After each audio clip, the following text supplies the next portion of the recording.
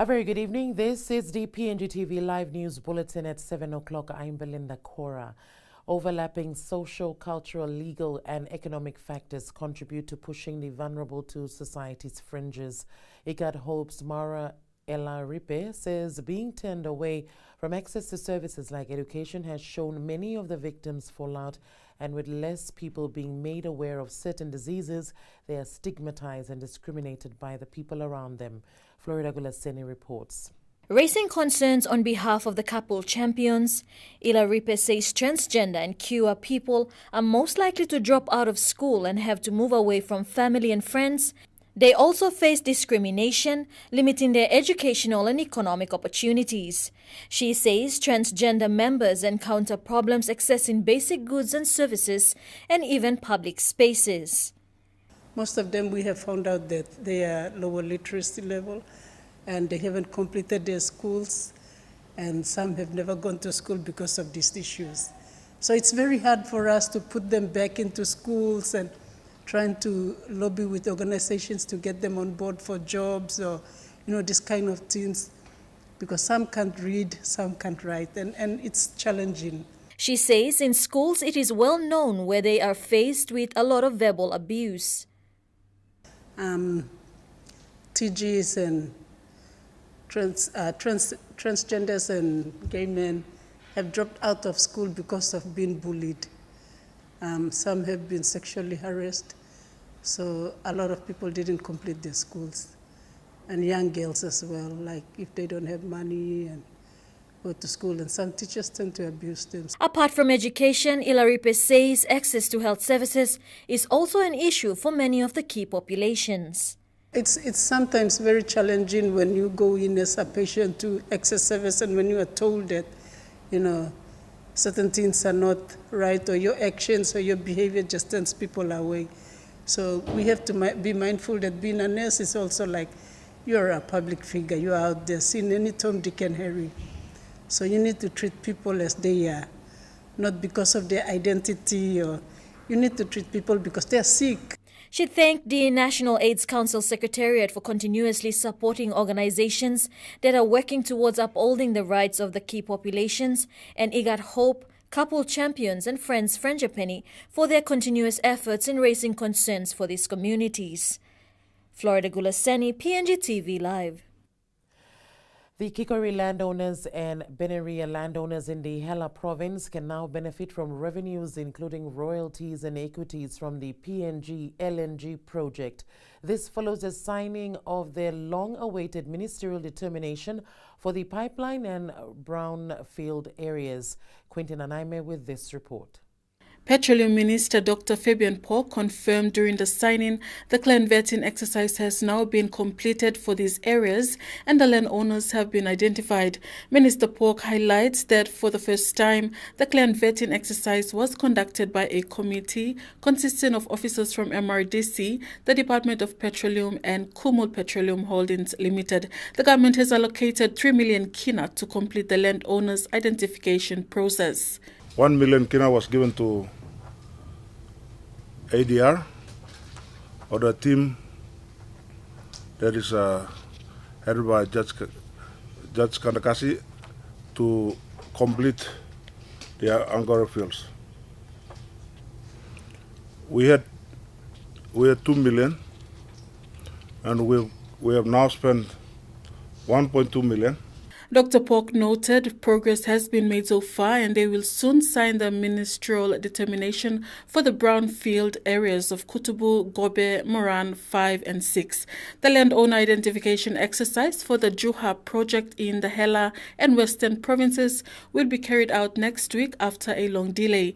The only landowners yet to be identified are Angore, the Hides PDL1 and PDL7 landowners due to the earthquake. For Angora, the area team has completed 80%, and we have allocated them 1 million. We believe they should complete it by then. So for PDL1 and PDL7, they've been talking about some 35 million, which the government has already paid.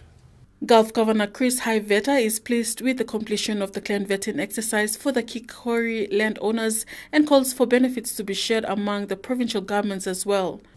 This is in the state agreement, and it's enacted as a law of parliament, and is not open to negotiations between the provincial government, the national government, and or the state and the developers. So I've taken that action to seek a Supreme Court reference to do that. The end result, of course, will be that more benefits will flow back to our landowners and to the provincial governments. The only landowner group that has benefited so far is Portion 152 landowners in the Central Province. Quinton Anaime, PNGTV Live. Madang MP Brian Kramer will find out tomorrow whether or not he will be referred to the Parliamentary Privileges Committee. Speaker of Parliament Joe Pomat told Parliament during grievances debate that a statement and other documents submitted for the referral of the Madang MP will be looked through before a decision on whether to make the referral is made. The call for the referral was brought up by the member for TYCRC over posts by Kramer on social media towards the Minister for Communication, Information and Technology. The issue of building and maintaining roads within PNG was again raised on the floor of Parliament, this time by the member for Middle Ramu, Johnny Along. The Middle Ramu MP questioned the Works Minister as to what was the status of the Baiyer to Madang Road and when will work recommence. People have been engaging, government has been engaging, engineering battalion, PNG Defence Force go make it like work, Baiyer side, na Madang side. Now, you can talk to Mipla, what is the latest development of Islam? Work is or no God? The MP emphasized the importance of having roads in PNG, especially when leaders need to deliver to the people who await services. Road and people are something. You know the balus, you know the sheep. Sheep go one lap, that's all. Road go long. Balus go one beside, that's all long. Road. Time you link him, I'm say develop him. Place. Service, I'm say flow the road. In reply, Works Minister Michael Nally says work did not recommence as government funds were exhausted. NEC approve him, allocate him, I think close to 60 million, was it US? Did la loan where Indian government give him longan, so big portion longan and we go.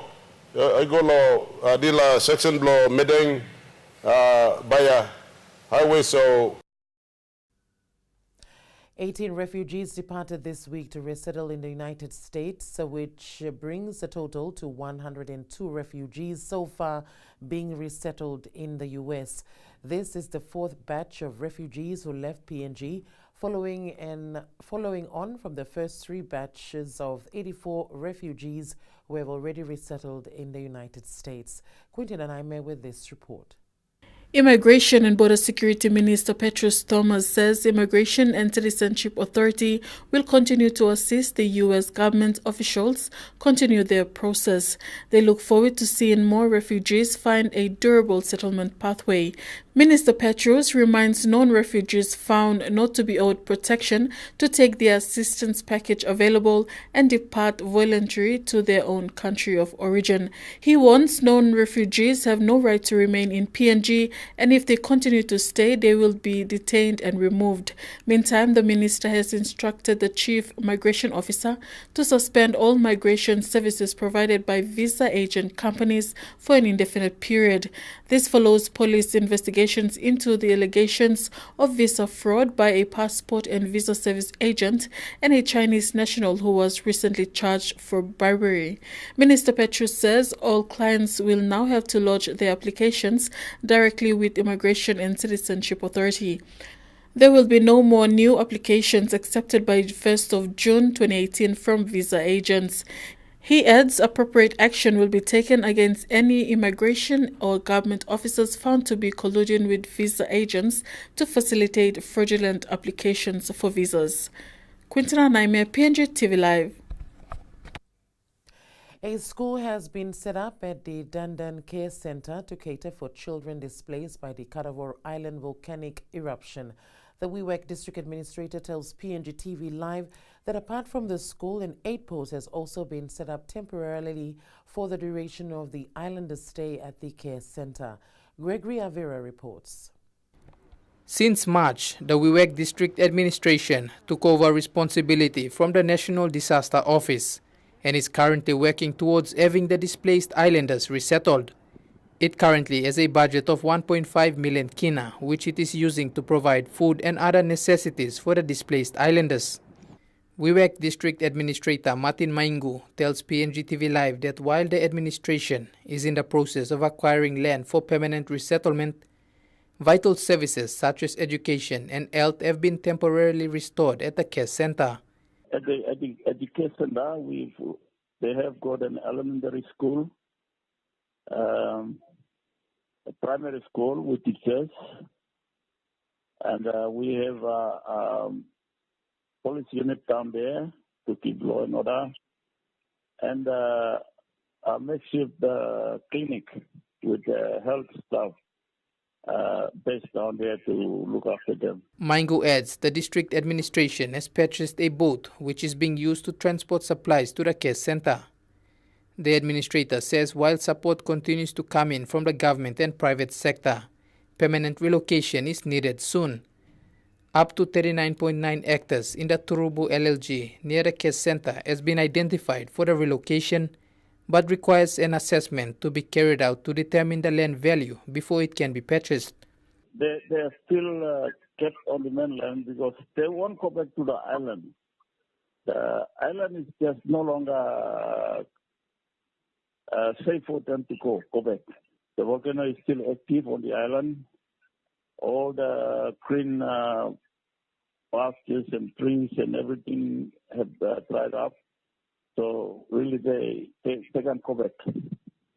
Meantime, the administrator says the island continues to show signs of volcanic activity. Gregory Avira, PNG TV Live. You're watching PNG TV Live News Bulletin. More after these messages.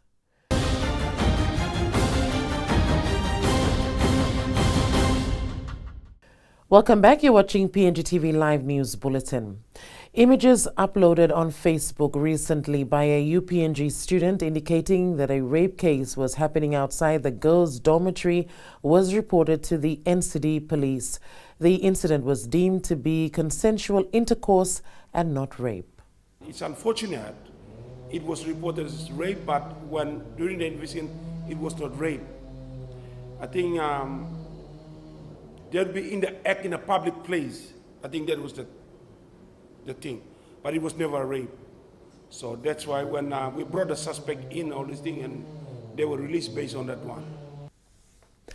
The overcrowding and deteriorating condition at the Lorengau Correctional Institution has forced authorities to conduct a health inspection yesterday. The combined inspection was headed by the Health Authority, including Senior Provincial Magistrate, Police, Manus Provincial Administration, and Lorengau Town Urban LLG. Quintin Anaime with this report. The inspection was conducted in the presence of the acting commander officer of the correctional institution, Poname Pokoitu. The team inspected the prison and saw the poor stage of the facilities with overcrowding of 142 prisoners. Manus Provincial Police Commander David Yapu, who was with the team, reveals due to overcrowding, some prisoners have to sleep under a makeshift canvas in the kitchen and others in the shower blocks. PPC Yapu highlights that facilities lack proper sanitation. He says the congestion of inmates in confined cells could pose health risks that could result in outbreak of waterborne diseases like typhoid and cholera. This poses a threat for inmates and correctional service officers on duty as well. After the inspection, the team met and discussed how best they can address the issues. These recommendations will be presented to the PNG Correctional Service, Manus Provincial Administration, and the provincial government to take action and address the issues. Quintina Naime, PNG TV Live. Prime Minister Peter O'Neill highlighted that alluvial mining should be reserved for our people and not for big mining companies. He was replying to a series of questions by the Morabe governor regarding a letter by landowners of the Wau-Bulolo Valley raising concerns of a mining company seeking an exploration license in the area. My noting from what he is stating, Mr. Speaker, is that I understand Harmony and the other companies have applied for an exploration license, which is quite different from alluvial mining. But in any case, I will certainly get the department to respond to him. But I support his call that many of the big companies must not engage in alluvial mining in our country. You're watching PNGTV Live News Bulletin. More after these messages.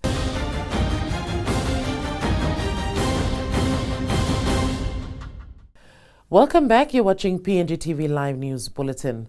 The alleged failure of a family sexual violence staff at the Gerehus police station in dealing promptly to an alleged domestic violence female victim may have caused her death. The matter was allegedly reported to a staff of the Family Sexual Violence Unit at the Gerehu police station by a female domestic violence victim and later passed away at the hands of her violent husband. NCD's Metropolitan Superintendent says if evidence clearly shows that she did raise the complaint at the unit but was not accorded the help she needed to protect herself, the officer will be dealt with. If we can get that facts of that case that she went and she reported, and then we need to deal with her or deal with the people involved. Like I said, we have family sexual violence unit in all police stations now operating. Not really operating well, but at least we appointed people there. You know, many of them don't have the office here, they work with a normal general office there. But if it was reported and our members fail to take action, then it's our responsibility to deal with them as well. Furthermore, Endrano feels that NCD police units, specifically the Family Sexual Violence Unit, need proper facilities to deal with future cases. It's a pity that we can throw money to other programs, but we're not investing in our life. Okay, one of those. What if the woman there that she doesn't have the facilities and the resources to work? We fail. NCD and stakeholders in here fail to address family sexual violence crime because police officers don't have the correct tools to work with. Papua New Guinea has over 95 cruise ships with about 2,000 passengers at one time in 2015 and 2016. With the increase of cruise ships coming into the country, it is vital to identify the benefits reaching the communities.